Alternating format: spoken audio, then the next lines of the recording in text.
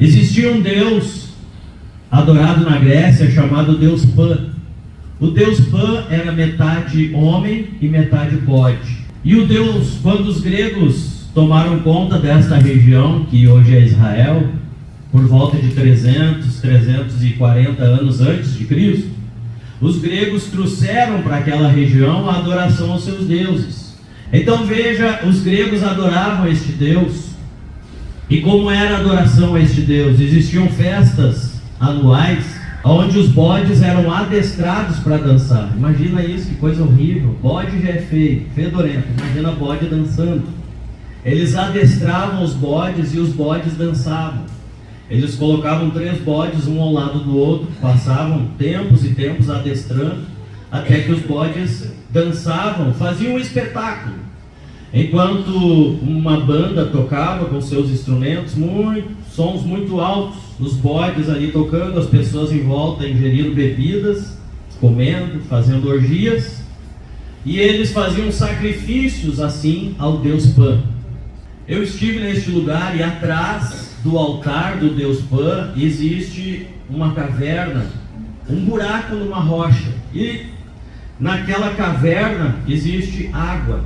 Flávio Josefo escreveu que nunca ninguém conseguiu medir a fundura daquele buraco, de tão fundo que ele era. Então eles entendiam que ali habitava o Deus Pan. E o nome daquele lugar era Hades. Os irmãos sabem o que é Hades? É o mesmo que Sheol, que é nada mais e nada menos do que a palavra inferno. Então imagine, era uma festa de orgia, de banalização, de demônio, de sacrifícios, de muito sangue.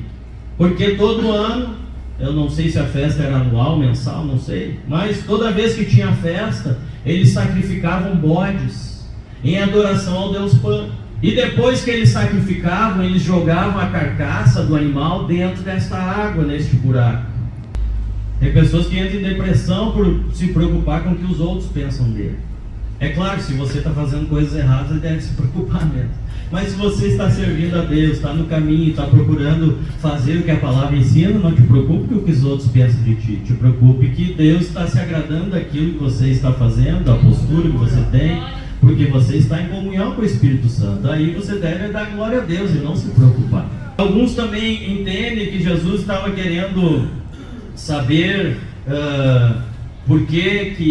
qual era o comentário, se ele estava famoso, em qual nível, em qual lugar que ele estava nos comentários entre as pessoas. Também não era isso. Jesus nunca se preocupou com a fama.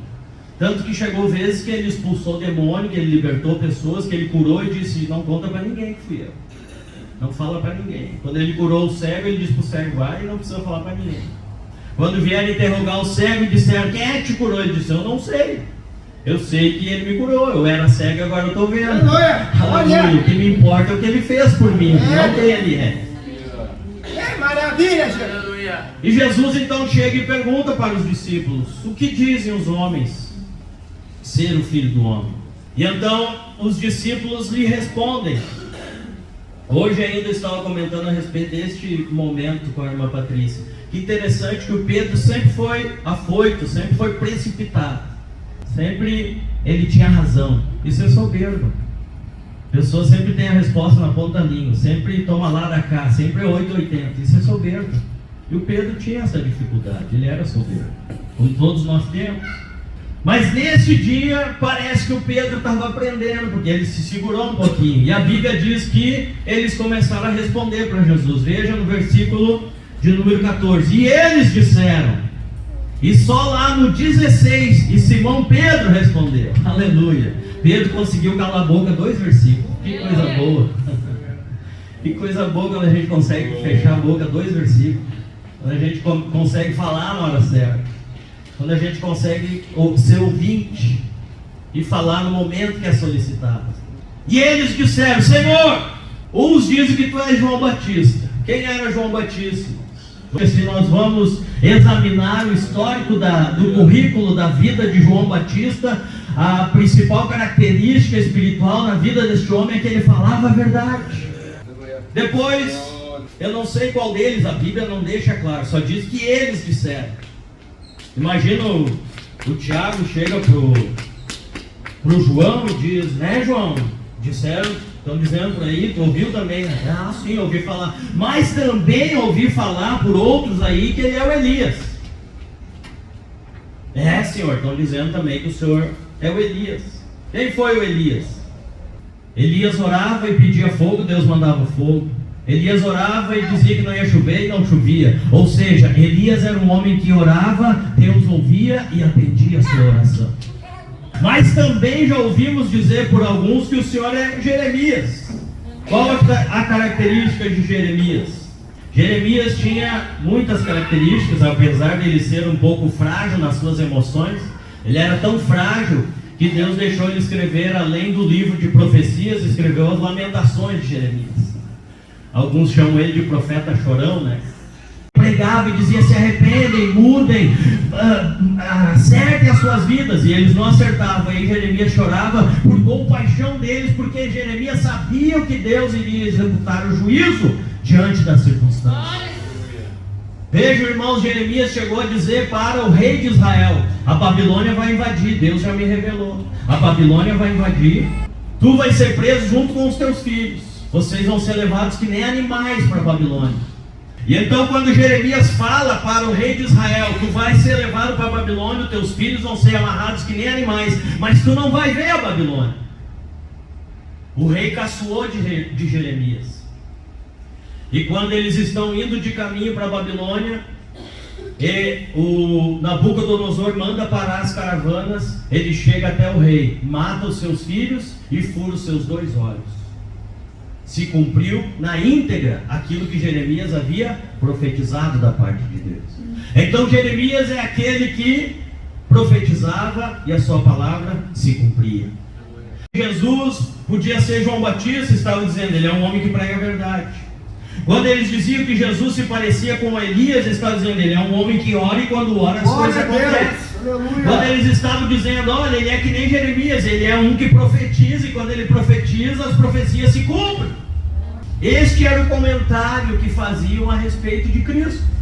Olha, Senhor, falam isso de ti, falam aquilo de ti. Eu me lembro, irmãos, no início que cheguei aqui, uma mensagem que marcou no meu coração, guardei para mim, que o pastor Sandro Paixão pregou numa dos seus retornos da África. Ele pregou que evangelho é comportamento.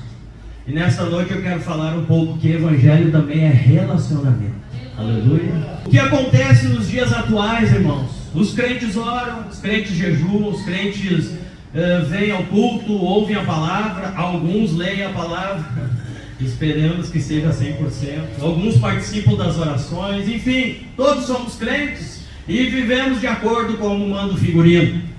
Ninguém comparou Jesus com o faraó, ninguém disse, olha Jesus, estão falando que o Senhor é um baita do fofoqueiro. Não, o Senhor profetiza, acontece, e alguns dizem que o Senhor é que nem os outros profetas, mas ninguém que se relacionava com Jesus, falava que Jesus não era bom. Aqueles que se relacionam com você, podem até ter uma dificuldade de relacionamento, mas ninguém pode dizer que você não é uma serva de Deus, que você não é um homem de Deus, porque você tem feito o que Deus tem colocado nas suas mãos. Qual é o impacto que você tem causado na vida das pessoas? Esta era a pergunta de Jesus. Qual a influência que eu estou causando na vida das pessoas? Quando ele perguntou o que dizem os homens a respeito do Filho do Homem, ele estava querendo dizer, eu estou investigando, aleluia, qual a influência que a minha vida está tendo na vida das pessoas. Interessante que essa pergunta de Jesus traz a palavra acribô. Acribô quer dizer investigar. Então Jesus estava fazendo uma investigação. Eu quero saber qual é a influência que eu estou causando na vida das pessoas, porque às vezes eu posso errar, então eu tenho que mudar alguma coisa. Eu vou ver o que está acontecendo que eu preciso mudar. Que coisa linda, aleluia. Não é feio ter defeitos, todos nós temos.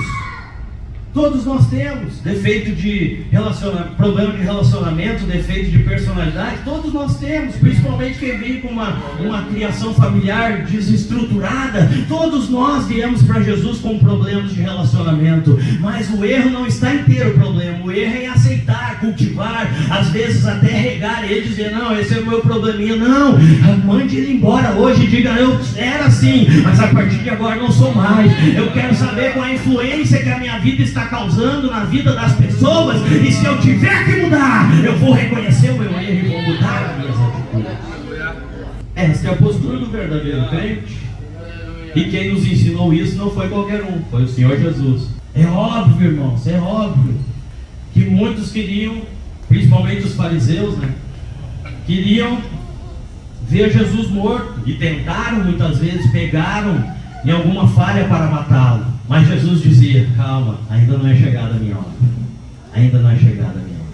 Existe um momento certo para as coisas acontecerem. E quando Jesus faz esta pergunta e ouve a resposta dos discípulos, o Pedro então se levanta no verso 16 e ele diz: tu és o Cristo, o Filho do Deus vivo. E o que Jesus diz para ele? Bem-aventurado és tu, Simão Barjonas, porque não te revelou carne nem sangue. Não é coisa de homem. Isso aí não é coisa da tua cabeça nem da cabeça dos outros que te convenceram. Isto é o meu Pai, o Espírito do meu Pai, que revelou ao teu coração. Aleluia. Aleluia. Sobre esta, Jesus estava falando a respeito de si próprio. Pedra, edificarei a minha igreja. E isso que vocês estão vendo, que eles adoram bodes, que eles sacrificam bodes, que é esta nojeira de sangue de bode, que é esta orgia toda que eles fazem, adoração, é os bodes dançando, eram os gregos fazendo estes sacrifícios terríveis, tudo isto, o medo que muitos tinham de se aproximar, porque ali era o Seol, e a boca daquela caverna era chamada Porta do Seol, ou Porta do Hades, que era nada mais, nada menos do que a porta do inferno. Então eles entravam em pânico quando havia adoração do Deus Pan. Aí imagina no norte de Israel, no pé de uma montanha, o som, a barulheira que eles faziam, gritaria, era degolando bode, era um monte de demônio na volta, e todo mundo falando do Deus Pan, e metia o pânico mesmo nas pessoas, fora a barulheira deles tocando para os bodes dançar. Imagina, hoje para nós é engraçado, mas na época era algo horrível, era tudo aquilo, e os moradores da região tinham medo, tinham pavor, entrava em pânico por causa daquilo. Mas de repente Jesus chega e diz: é isto, este é o impacto que eu estou causando na vida das pessoas. Tá bom, João Batista, bênção, Elias, quem me dera, Jeremias, glória a Deus, outros profetas, podia ser também. Mas eu vou dizer uma coisa: e vocês, quem dizem que eu sou? Aí o Pedro se levanta e diz: tu és o Cristo, Filho do Deus vivo. Bem-aventurado Simão, aleluia, porque é o meu Pai que te revelou esse negócio veio do Espírito, não é uma coisa da tua cabeça, não é uma profecia da barriga da perna, não, é algo da presença do meu Espírito na tua vida. E eu vou te dizer uma coisa: tu és Pedro, mas sobre esta pedra eu vou edificar a minha igreja, e nem as portas do inferno, nem esses bodes fedorentos, nem este sangue, nem este sacrifício, nem estes barulhos que o Deus Pan faz, não vai prevalecer contra a minha igreja, nem as portas do inferno prevalecerão contra a minha igreja. Qual a influência que você está tendo no setor de trabalho que você está? Qual a influência que você está tendo quando está caminhando na rua? Será que eles podem olhar para você e dizer que é João Batista, é Elias, é Jeremias, ou um dos profetas? Ou eles olham para você e dizem: se é para ser um crente assim, eu prefiro ficar no mundo. Se é para ser uma crente assim, eu prefiro ficar longe da igreja. Não, eles têm que olhar para nós e sentir a influência de querer servir ao mesmo Deus que nós servimos, e ser impactados pela presença de Deus.